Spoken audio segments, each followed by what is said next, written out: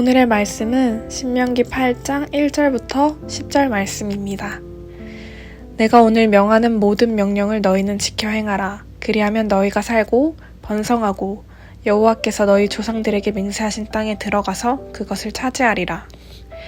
내 하나님 여호와께서 이 40년 동안에 내게 광야길을 걷게 하신 것을 기억하라. 이는 너를 낮추시며 너를 시험하사 내 마음이 어떠한지 그 명령을 지키는지 지키지 않는지 알려 하심이라. 너를 낮추시며 너를 줄이게 하시며 또 너도 알지 못하며 내 조상들도 알지 못하던 만나를 내게 먹이신 것은 사람이 떡으로만 사는 것이 아니오 여호와의 입에서 나오는 모든 말씀으로 사는 줄을 내가 알게 하려 하심이니라. 이 40년 동안에 내 의복이 헤어지지 아니하였고 내 발이 부르트지 아니하였느니라. 너는 사람이 그 아들을 징계함같이 내 하나님 여호와께서 너를 징계하시는 줄 마음에 생각하고 내 하나님 여호와의 명령을 지켜 그의 길을 따라가며 그를 경외할지니라. 내 하나님 여호와께서 너를 아름다운 땅에 이르시게 하시나니 그것은 골짜기든지 산지든지 시내와 분천과 샘이 흐르고 밀과 보리의 소산지요 포도와 무화과와 석류와 감람나무와 꿀의 소산지라. 내가 먹을 것에 모자람이 없고 내게 아무 부족함이 없는 땅이며 그 땅의 돌은 철이요 산에서는 동을 캘 것이라. 내가 먹어서 배부르고 내 하나님 여호와께서 옥토를 내게 주셨으므로 말미암아 그를 찬송하리라. 아멘.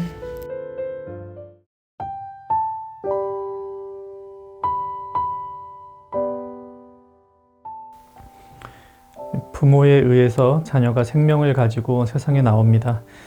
그것으로 부모의 의무가 끝난 것은 아니죠. 젖을 주어 생명을 유지시켜 줍니다. 조금 크면 이유식 주고 밥 주고 책도 읽어줍니다. 숨만 쉰다고 살아있는 것은 아니기 때문에 다양한 양육을 통해 자녀를 살게 합니다. 하나님은 우리에게 생명을 주십니다. 단회적으로 한 번 그리하신 것이 아니라 하나님의 백성답게 살도록 지속적으로 우리를 도우시고 인도하십니다. 하나님은 어떤 방식으로 우리를 살게 하실까요? 본문에서 세 가지로 하나님께서 백성들을 살리시는 방편을 보며 우리의 삶에 적용해 봅시다. 첫째, 명령을 주십니다. 내가 오늘 명하는 모든 명령을 너희는 지켜 행하라. 그리하면 너희가 살고 번성하고 이렇게 나오죠. 하나님께서는 광야 40년 동안 이스라엘을 만나로 먹이셨습니다. 그것은 하나님의 말을 잘 들으면 먹을 것 풍성하게 주신다, 이거를 보여주기 위한 건 아니었습니다. 사람이 떡으로만 사는 것이 아니요 여호와의 입에서 나오는 모든 말씀으로 사는 줄을 네가 알게 하려 하심이니라.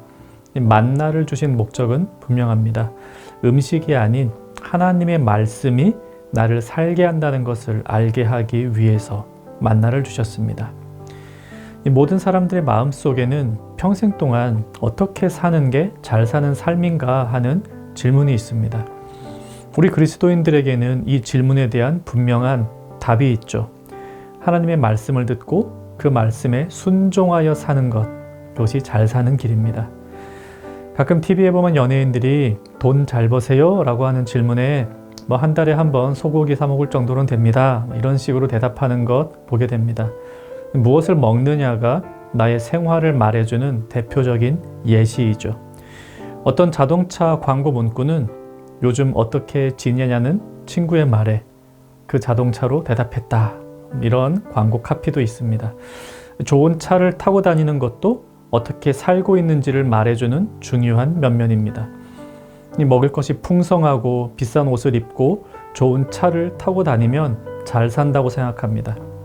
사람들이 그렇게 생각하고 우리에게 물어보니 우리도 그렇게 생각하고 살게 됩니다.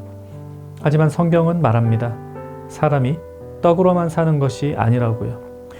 이따가도 보겠지만 성경은 떡에 의미를 전혀 두지 않는 건 아닙니다. 다만 떡과 하나님의 말씀을 비슷한 수준으로 생각하거나 혹 생활에 얽매여서 하나님의 말씀보다 떡을 중시하지는 말라고 우리에게 말씀해 주십니다. 하나님은 우리를 살리기 위해 하나님의 말씀을 주십니다. 둘째로 시련을 주십니다.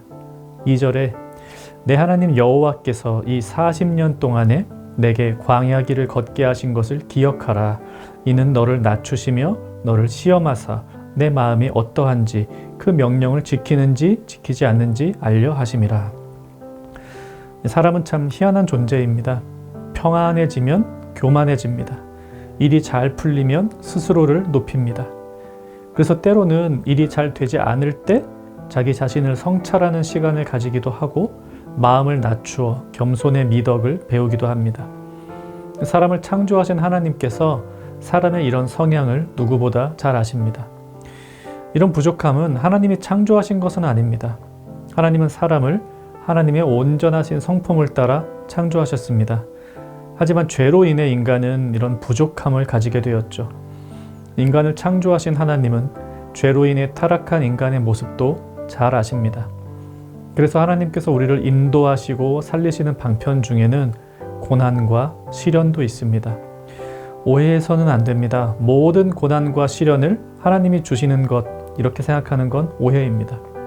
오히려 거의 대부분의 고난과 시련은 죄로 인해 타락한 나의 그릇된 욕망, 그리고 나를 비롯한 사람들이 만들어낸 탐욕스러운 제도와 전투적 이기까지 한 경쟁 중심의 사회 때문에 발생합니다. 이 고난을 당할 때마다 하나님께서 왜 이런 고난을 주셨냐 고민하지 않아도 됩니다. 대부분의 고난은 죄로 인해 언제라도 우리를 만나게 됩니다. 하지만 때로는 하나님께서 주시는 시련과 고난이 있다는 사실을 기억해야 합니다. 그 고난을 통해 나를 낮추고 돌아보며 하나님만을 의지하게 하니 고난이 우리를 살리는 방편이 되기도 합니다. 셋째, 의식주를 주십니다. 이미 보았듯 만나보다 하나님 말씀이 더 소중합니다. 그렇지만 하나님은 우리가 이 땅에 살고 있음을 잘 알고 계십니다. 이 땅에 사는 동안 우리는 아무리 믿음이 좋아도 먹을 것과 입을 것이 있어야 합니다. 의식주는 우리에게 중요합니다. 4절, 이 40년 동안에 내 의복이 헤어지지 아니하였고 내 발이 부르트지 아니하였느니라. 또 9절에 보면 내가 먹을 것에 모자람이 없고 라고 말씀하십니다.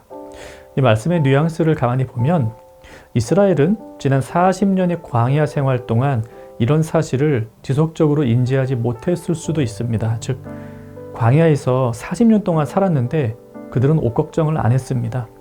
풍토병 등의 걱정도 하지 않았습니다. 농사를 못 짓는 환경이었지만 먹을 것 걱정하지 않았습니다. 그것은 하나님께서 그들의 의식주를 해결해 주셨기 때문입니다. 그런데 이 사실을 깨닫지 못하는 순간 감사는 사라집니다. 하나님께서 나의 입을 것과 먹을 것까지 신경 쓰고 계셨구나 하는 사실을 잊어버린 채 왜 나에게 좋은 것을 주지 않느냐는 불평이 생길 수 있습니다. 광야의 이스라엘이 딱 그랬죠. 오늘 우리도 그럴 수 있습니다. 우리가 먹고 사는 것은 하나님께서 관심을 가지시는 주제입니다. 비록 모든 사람이 비싼 음식과 넓은 집 얻고 있는 건 아니지만 우리 모두는 하나님께서 공급하시는 먹거리와 건강을 통해 살아갑니다. 항상 감사할 수 있는 이유이죠. 이처럼 하나님은 우리를 살리기 위해 말씀을 주시고요. 때로는 시련도 주시고요. 의식주도 주십니다. 말씀 생각하며 기도합시다.